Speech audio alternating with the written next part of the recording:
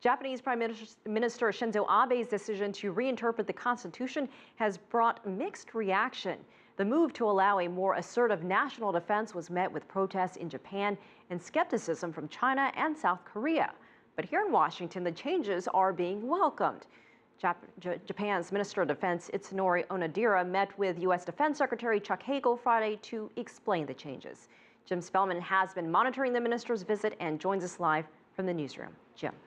Elaine, as part of its surrender in World War II, Japan gave responsibility for its national defense to the United States and has only maintained a limited self-defense force. So any changes in how Japan's military plans to operate will impact the United States.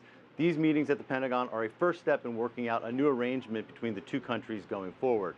They hope to have an arrangement in place by the end of the year. Even though these meetings were between Japan and the United States, the missing player here really is China. Hagel and Onodera both say they want stability in the region, but took shots at China over the air defense identification zone in the East China Sea and the disputed Diaoyu Islands.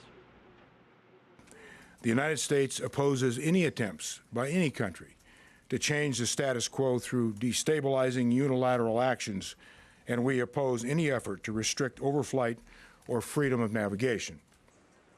In the past, the United States has said it would be treaty-bound to defend Japan if there should be some sort of military action over the Diaoyu Islands.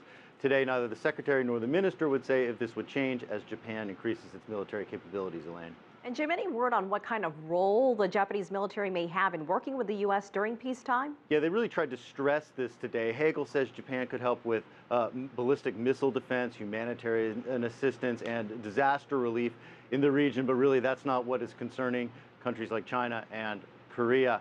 They're worried about a more aggressive Japan, Elaine. All right, CCTV's Jim Spellman in the newsroom.